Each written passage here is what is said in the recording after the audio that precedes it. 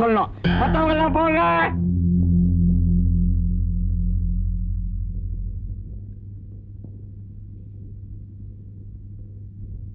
என்ன கண்ணாயிரா, கட்டு காயம் ரத்தம்லாம் ஆக்சிடென்டா, ஆட்டோவா காரா?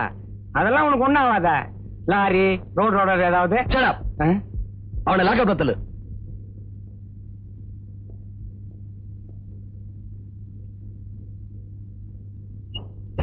சார், எனக்கு என்னவோ உங்க துணிச்சல் ரொம்ப பயமா இருக்கு. நீங்க இந்த ஏரியாவுக்கு புதுசுங்கிறதுனால உங்களுக்கு அவனை பத்தி தெரியல. அவன்கிட்ட மட்டும் 6 தொகுதி இருக்கு சார். அவனோட தகராறு பண்றது கரண்ட்ல கை வைக்கிறதுக்கு சமம். ஆமா ஜனக், சுயமரியாதை அடகு வச்சுட்டு வேலை செய்யறது அடிமைத்தனம். அது உத்தியோகமாகாது. Congratulations inspector. எதுக்கு? அக்கிரமத்தை அடக்குனது, நீதியை நிலநாட்டினதுக்கு. அது என் கடமை.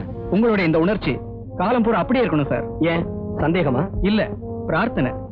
இந்த காக்கி உடுப்போட மரியாதை தெரியாம சிலர் எப்படியெல்லாம் நடந்துகிட்டு இருக்காங்கன்னு எனக்கு தெரியும். இந்த காக்கி சட்டை வீரத்தோட சின்னம், பயத்தோட மறுவுருவம் இல்ல. உங்களை மாதிரி நாட்டுல உள்ள எல்லாரும் நினைக்க ஆரம்பிச்சுட்டா நம்ம நாட்டுக்கு உண்மையான சுதந்திரம் கிடைச்சிடும்.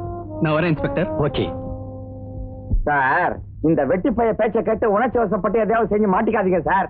இந்த கண்ணாரத்தை பத்தி உங்களுக்கு தெரியாது. நம்ம தான் அப்படி இப்படி கண்ணு காணாம விட்டு போயிடணும். இவனை தத்தெடுத்து வளர்க்கறான நமச்சிவாயம், அவனுக்கு இந்த விஷயம் தெரிஞ்சா நாளைக்கே உங்களை இங்க இருந்து மாத்திருவான். சார், உங்களை எனக்கு ரொம்ப பிடிச்சிருக்கு சார். நீங்க இங்கேயே இருக்கணும் தயவு செய்து. ஆமா, இவனோட தத்தப்பா பேர் என்ன சொன்ன? நமச்சிவாயம். ஜனங்களுக்கு சேவை செஞ்சு இந்த உடம்பே தளர்ந்து போச்சையா.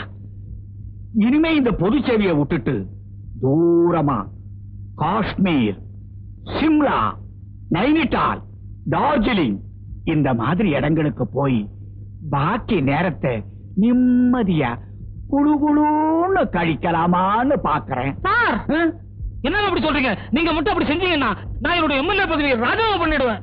பசங்களுக்கு ஸ்ட்ரைக்கு, எம்எல்ஏக்களுக்கு ராஜினாமா. எடுத்ததுக்கெல்லாம் ராஜினாமா பண்றேன்னு மிரட்டுறதே உங்களுக்கு பொழுதுபோக்கா போச்சுயா. ஹலோ, யாரு? ராஜதுரை சாரா? நமஸ்காரம் சார். ஒண்ணுமில்ல, இந்த புதுசா வந்திருக்கிற இன்ஜினியர் கொஞ்சம் ஓவரா ஸ்ட்ரிக்டா இருக்காரோன்னு ஒரு சிறு சந்தேகம். அதனால இந்த தண்ணி, காத்து, ஆஸ்பத்திரி, பள்ளிக்கூடம் இதெல்லாம் இல்லாத இடமா பார்த்து அவரை மாத்தினீங்கன்னா அவரும் அங்க போய் ஃபேமிலியோட சந்தோஷமா இருப்பாரு. நானும் இங்க நிம்மதியா இருப்பேன். ஓகே சார், அடுத்த சண்டே நீங்க அன்னைக்கு கேட்டீங்களே, அதோட நான் உங்களை மீட் பண்றேன். Thank you sir, thank you. அப்ப நாம போரிங் பம்ப் சப்ளை கான்ட்ராக்ட் விஷயமா நேற்று மேலிடத்துல பயங்கர தகராறு நடந்திருக்கு. நாம சப்ளை பண்ற பம்பு ஒண்ணு கூட சரியா வேலை செய்யலையா.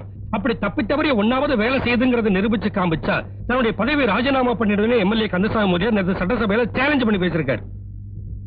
பம்புன்னு ஒண்ணு இருந்தா தானே அது ஒழுங்கா வேலை செய்யுதா இல்லையான்னு பாக்குறதுக்கு. வெங்கடாஜலபதி, நீ ஒண்ணு செய்.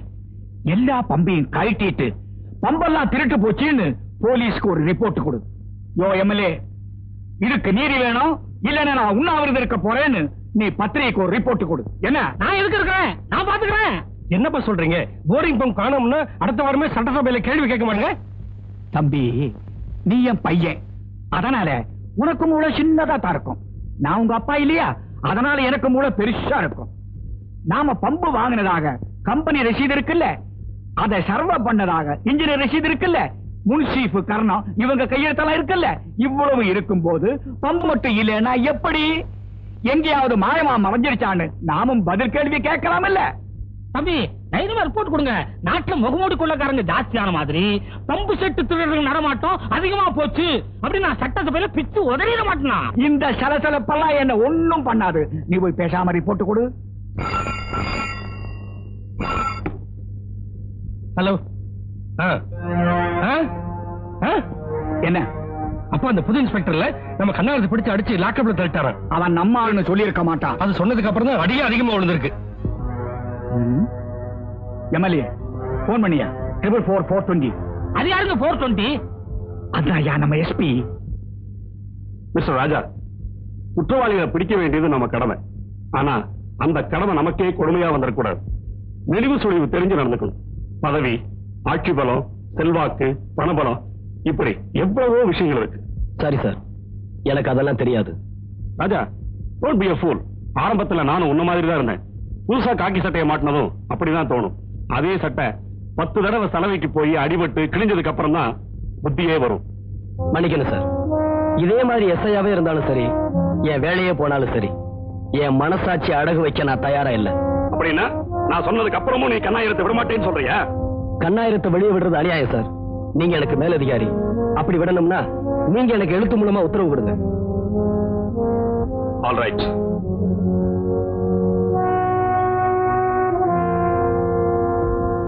அவனை இமீடியட்டா ரிலீஸ் பண்ணு. சார், உங்களை பார்த்தா பாவமா இருக்கு.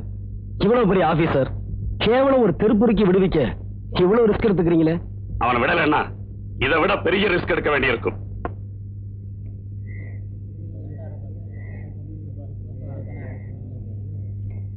என்ன வாத்தியார பேசாம கம்முன்னு குந்திக்கினுக்கிற?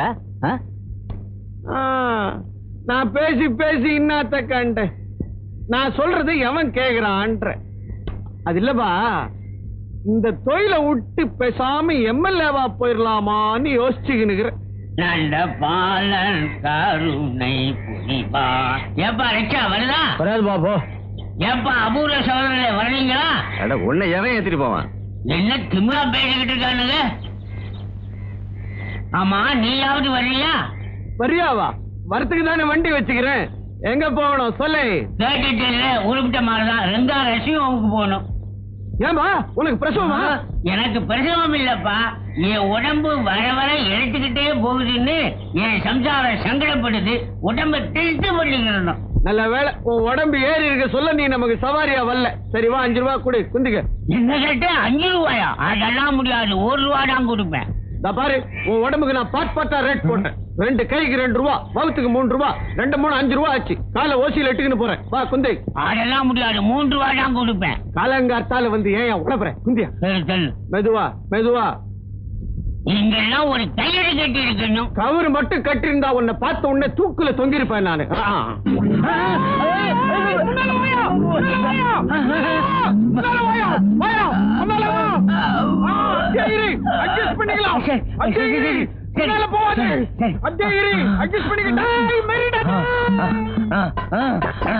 இந்த பக்கம் போகாதப்பா, என் பழைய லவர் வீடு இருக்குது.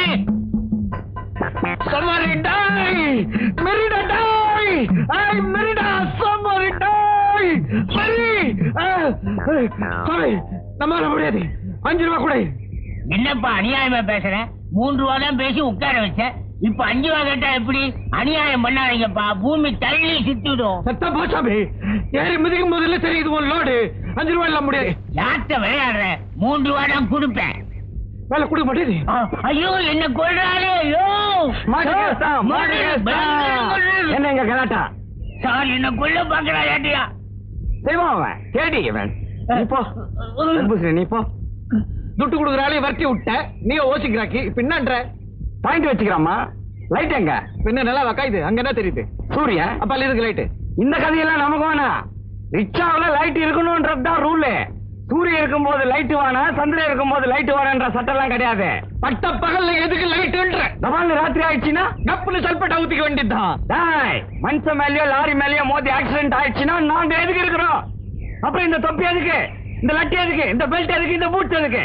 தொப்பி மேல் அதிகாரிக்கு குல்லா போட, பெல்ட் வாங்குற பணத்தை இறுக்கி கட்ட, பூட் என்ன மாதிரி ஏகப்பட்ட சனத்தை போட்டு மெரிக்க. உனக்கு இப்ப என்ன எஸ்பி விட்டு ஓசியில சவாரி போனோம். வா கொண்டு பேட்டா, நீ வலிச்சிடுவே எல்லாரையும். காலையில எந்த பேமானி மூஞ்சில முழிச்சனோ எல்லாம் ஓசி கிராக்கியா போச்சு. வைங்க குந்திங்க. மெரிடா டாய், மெரிடா. ஏண்டா இன்னைக்கு ஸ்கூல் ஃபீஸ் கட்டணுமே, அப்பா கிட்ட சொல்லிட்டியா? சொல்லிட்டா போய் கட்டிட்டு வந்துருவாராக்கும். ஃபீஸ் கட்டுற பணம் கையில இருந்தா கூட 300 மில்லி அடிக்கலாமே நினைப்பாரு. நீ வேணா பாரு, இன்னைக்கு அப்பா கண்டிப்பா குடிக்காம தான் வரப்போறாரு. உலகே மாயும் வாழ்வே மாயும். நான் சொகா எழுதுகிறான்பா பாட்டி. சோமாரி சொக்கா எழுதுகிறான். இப்படி தினமும் குடிச்சிட்டு வந்தா உன் வாழ்க்கை ஒரு நாள் மாயமா தான் போகுது. ஏப்பா, தம்பிக்கு ஸ்கூல் ஃபீஸ் கட்டணுங்கிற நினைப்பே இல்லாம இப்படி குடிச்சிட்டு வந்து நிக்கிறியே, அவனை எப்படி படிக்க வைக்கிறது? இந்த மாதிரி சின்ன பிள்ளை எல்லாம் படிக்கிறான்றதுனாலதான் நாடே குட்டி சௌரா போகுது. இவனெல்லாம் படிக்கிறான்றான், அது தொட்டு கவர்மெண்ட்ல இவனுக்கு எல்லாம் ஓசியில சோறு போட வேண்டியதாகுது. கவர்மெண்ட்டுக்கு துட்டு போடுது. அப்பால இவனுக்கெல்லாம் ஸ்கூல் கட்டிடம் கட்டி தர வேண்டியதாகுது, கவர்மெண்ட்ல துட்டு போடுது. அப்பால இவனுக்கெல்லாம் புச்சு புச்சா வேலை போட்டு சம்பளம் கொடுக்க வேண்டியதாகுது, கவர்மெண்ட்ல துட்டு போடுது. அது தொட்டு கவர்மெண்ட்ல என்ன மாதிரி ஏழப்பட்ட சனத்துக்கெல்லாம் ஊடே கட்டி தர முடியறது இல்ல. சோமாரி, நீ படிக்கிறதுனால தானடா எனக்கு ஊடு இல்லாம போகுது. பேமானி முழிக்கிறான் பாரு. வயசுக்கு வந்து ஒரு பொண்ணும் படிச்சிட்டு இருக்கிற ஒரு பையனும் வீட்டுல இருக்காங்களேங்கிற பொறுப்பு கொஞ்சமாவது உங்களுக்கு இருக்கா? ச்சே.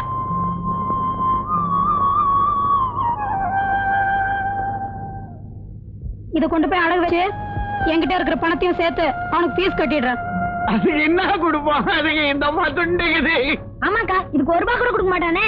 இல்லடா, குறைஞ்சது 5 ரூபாவது கொடுப்பாங்க. என்கிட்ட 10 ரூபாய் இருக்கு, ரெண்டுத்தையும் சேர்த்து அவனுக்கு ஃபீஸ் கட்டிடலாம். உங்க கையில 10 ரூபாய்க்குதா? ஏது நீ சாப்பாட்டு கொடுத்த பணத்துல மிச்சம் பிடிச்சு சேர்த்து வச்சிருக்கேன். டகில் அடிக்கிறேன். நம்ம கையில இருந்தா காட்ட பார்க்கலாம். இதோப்பா அதுல 10 ரூபாய் காசு டகில் அடிக்கிறேன். எண்ணி பார்க்கவா? பாருங்க, 10 ரூபாய் இருக்கு. பார்க்கலாம். 1 2 3 3 மில்லியாச்சு. அப்பா